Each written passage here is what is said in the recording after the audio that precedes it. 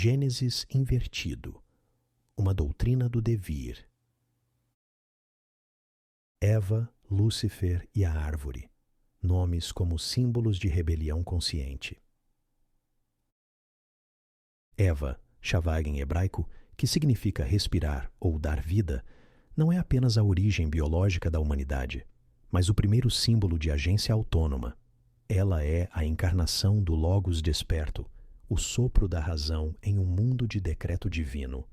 Lúcifer, do latim lux, luz, e ferre, portar, literalmente portador da luz, não representa o mal, mas a força emergente da iluminação, o impulso prometeico de questionar, rebelar-se e iluminar as sombras da autoridade herdada. Por fim, a árvore do conhecimento do bem e do mal, ETS Hadaat Tivob Vara, não é símbolo de tentação, e sim de despertar dialético. Em sua expressão hebraica completa, ela não transmite oposição binária, mas discernimento total, um merismo que abarca todo o espectro da percepção moral e cognitiva. Juntos, estes três, Eva, Lúcifer e a árvore, formam a tríade do devir, o despertar do eu a partir do confinamento divino, rumo à liberdade trágica e criativa da existência humana. O que cai merece também ser empurrado. Friedrich Nietzsche. O obstáculo é o caminho. Marco Aurélio. O homem não é outra coisa, senão aquilo que ele próprio faz de si. Jean-Paul Sartre. A teologia clássica começa com um jardim e termina com um exílio. A filosofia tradicional herda essa estrutura, aceitando a narrativa da queda como origem metafísica do sofrimento e justificativa moral para a obediência. Mas aqui jaz o primeiro erro filosófico, a suposição de que a inocência é preferível ao conhecimento, de que a obediência é superior à indagação e de que conhecer o bem e o mal é transgredir e não transcender. Este texto rejeita tal suposição. Propõe uma inversão. O Gênesis invertido não é uma profanação do relato sagrado, mas uma reconstrução dialética. É a afirmação filosófica de que todo mito é uma cosmovisão codificada e de que, para nos tornarmos plenamente humanos, devemos confrontar não apenas os símbolos herdados, mas também as estruturas que eles sustentam. A serpente não mente. O fruto não é veneno. E Eva, longe de ser a arquiteta da ruína, é a primeira praticante da agência moral. Uma estoica em gestação.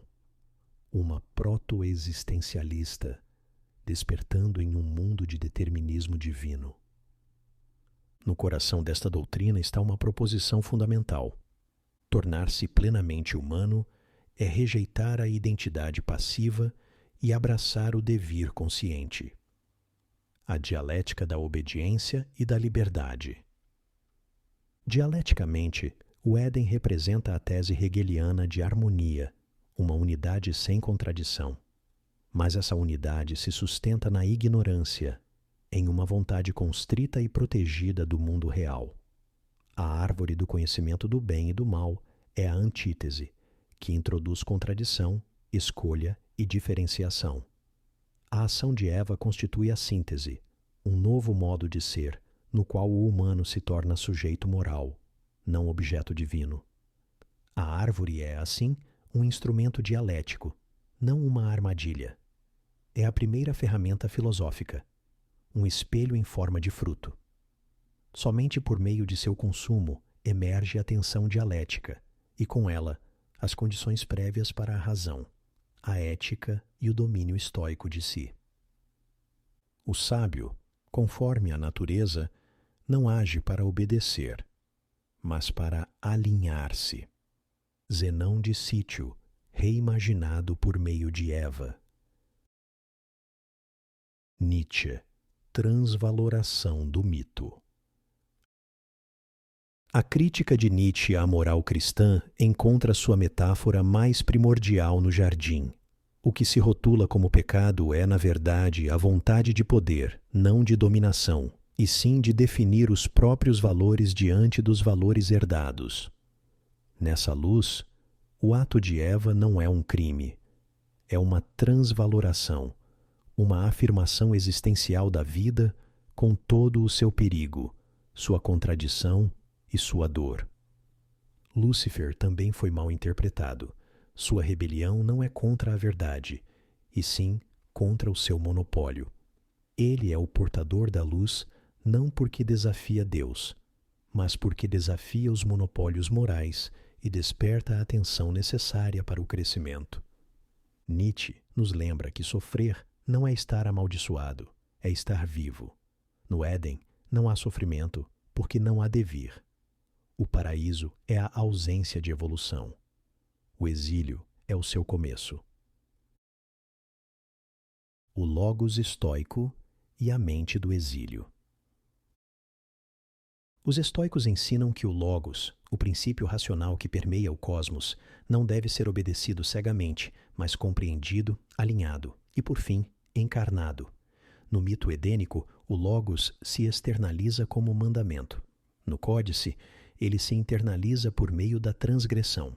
Eva entra em alinhamento com seu logos, não por obediência, mas por ruptura intencional. Ela escolhe o caminho da tensão, do juízo e do autogoverno. Este é o ato estoico por excelência, enfrentar o mundo tal como ele é, não como foi prescrito. O Éden era tranquilo, mas também inerte. O exílio é doloroso, mas é nele que a virtude por meio do esforço, se torna possível. O sábio estoico teria comido do fruto, porém sem temor. Fundamento existencial da essência à existência. O existencialismo começa com uma inversão fundamental. A existência precede a essência. No Éden, a essência precede tudo. Deus define, atribui e ordena. Mas quando Eva age, ela entra na existência, assume a autoria.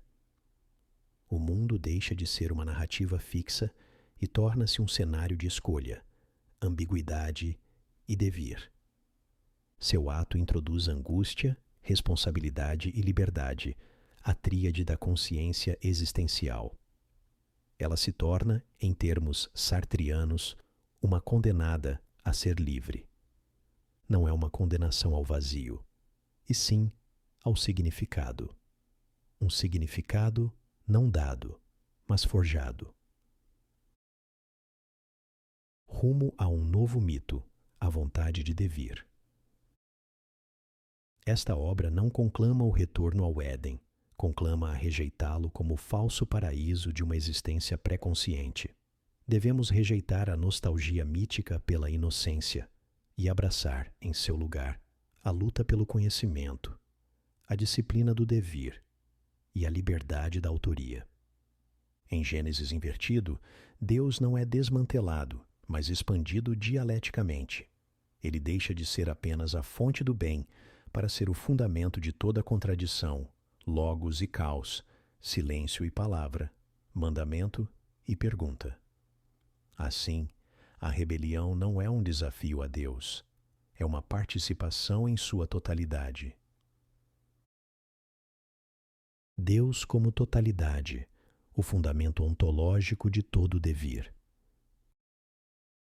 Compreender o mito dialeticamente é aceitar que Deus não é externo à ruptura do relato, e sim sua própria fonte e substância. Deus não é apenas o criador do jardim, é o construtor de tudo o que ele contém. Eva, Lúcifer, a árvore e a própria contradição. Como afirma Isaías 45:7, eu formo a luz e crio as trevas. Eu, o Senhor, faço todas estas coisas. Deus não é a antítese do mal ou da rebelião. É o fundamento ontológico onde a obediência e a insurreição tomam forma.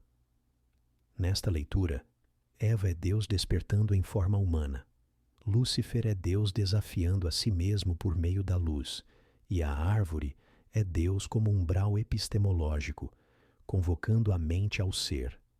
Não há um fora de Deus, porque Deus é a própria dialética, a tensão, a ruptura, a síntese.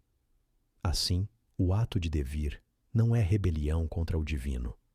É participação em sua expressão mais plena, o desdobramento da consciência a partir do interior da totalidade divina. Deus não está acima de nós, mas em tudo, movendo-se pelo mundo como Logos feito carne. Devir é fraturar o dado e forjar o verdadeiro. Esta não é a história de uma queda, é a história de uma emergência. Não é o fim do paraíso, é o começo da filosofia. Obrigado por trilhar este caminho. Todos os que entram no devir o fazem não como são, mas como aquilo que estão dispostos a ser. Assim fala a voz de Cronos.